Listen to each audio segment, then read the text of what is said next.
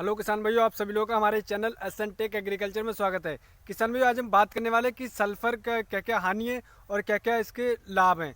तो इस वीडियो में आपको पूरी जानकारी मिलेगी कि आप सल्फर से क्या क्या लाभ है और क्या क्या हानि है। तो इस वीडियो को आप ध्यानपूर्वक पूरा देखिए किसान भाइयों, तभी आपको सही और सटीक जानकारी मिल पाएगी।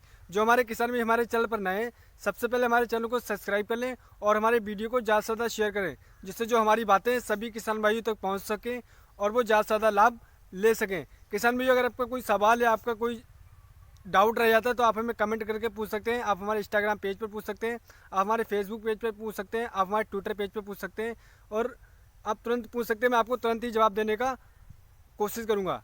तो किसान भाई, हम शुरू करते हैं कि सल्फ़र क्या है। किसान भाई, मैं आपको बताना चाहूँ कि सल्फ़र हमें 3 फॉर्म में मिलती है मार्केट में। नंबर 1 खाद के रूप में मिलती है दानेदार, नंबर 2 ये पाउडर के फॉर्म में मिलती है, नंबर 3 ये लिक्विड के फॉर्म में मिलती है। अब हम किसानों में बात कर लेते हैं कि सल्फ़र से क्या क्या हानि है। अगर हम सल्फ़र की डिफिशियंसी हमारी गेहूं की फसल में रह जाती है तो उससे क्या क्या हानि होती है।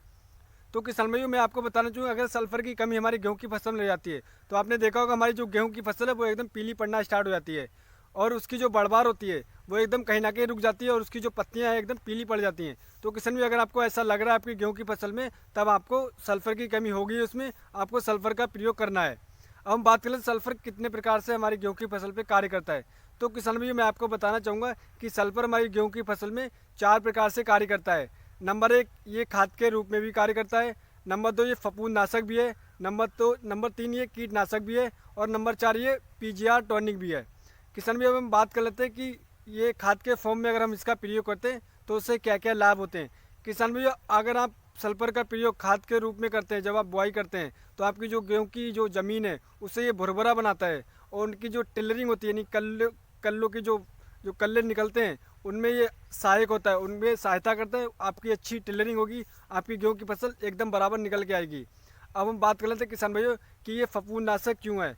किसान भाई, अगर आपने देखा हो कि हमारी जो गेहूं की फसल में अगर कुछ भी फफूंद लग जाती है, फफूंदी लग जाती है या किसी प्रकार की फंगस लग जाती है, तब आप सल्फर का प्रयोग कर सकते हैं और अगर आप इसका प्रयोग करें तो आप एक अच्छा रिकॉर्ड पैदावार ले सकते हैं। अब हम बात कर रहे थे किसान भाई कि कीटनाशक क्यों है।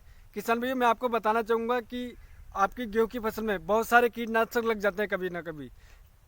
जैसे आपने देखा होगा कि कभी मक्खी लग जाती है, कभी भुनका लग जाता है और सारे कीटनाशक आपकी गेहूं की फसल में लग जाते हैं।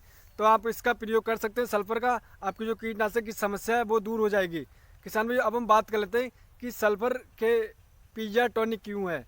मैं आपको बताना चाहूँगा कि पीजीआर क्या होता है। पीजीआर प्लांट ग्रोथ प्रमोटर इसलिए इसे कहते हैं, मैं आपको बताना चाहूँगा किसान भाइयों, क्योंकि ये जो हमारी गेहूं की फसल है उसमें ये टिलरिंग को बनाता ही है और क्लोरोफिल की मात्रा को बनाए रखता है। जैसे कि आपने देखा हो कि हमारी जो गेहूं की फसल है उसमें क्लोरोफिल की मात्रा कम हो गई है तो हमारी जो गेहूं की फसल पीली पड़ गई है और उसकी बढ़वार रुक गई है। तो अगर उसमें ये होता है कि समझिए उसमें क्लोरोफिल की मात्रा कम हो जाती है, क्लोरोफिल की डिफिशियंसी आ जाती है, तो इस प्रकार हमारी जो गेहूं की फसल है वो पीली पड़ने लग जाती है और बढ़वार उसकी रुक जाती है।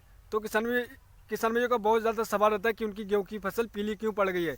तो किसान भाई, अगर आपको ऐसा लगता है आपकी गेहूं की फसल पीली पड़ रही है और उसकी बढ़वार कहीं ना कहीं रुक गई है, तो आपको सल्फर का प्रयोग अवश्य करना है।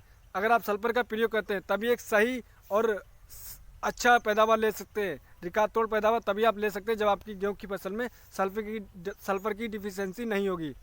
तो किसान भाइयों, मैंने आपको चारों तरीके से बताया इस वीडियो में कि आपको सल्फर का प्रयोग करना क्यों है। तो किसान भाई, आशा करते हैं हमारी दी हुई जानकारी आपको अच्छी लगी होगी। तो किसान भाई, अगर आपका कोई सवाल है सल्फर के रिगार्डिंग, सल्फर के बारे में कोई भी आपका डाउट है या कोई भी आपका सवाल है, तो आप हमें कमेंट करके पूछ सकते हैं। आप हमारे फेसबुक पेज पर पूछ सकते हैं, आप हमारे इंस्टाग्राम पेज पर पूछ सकते हैं, आप हमारे ट्विटर पेज पर पूछ सकते हैं। मैं तुरंत ही आपके सवाल का जवाब देने की कोशिश करूँगा।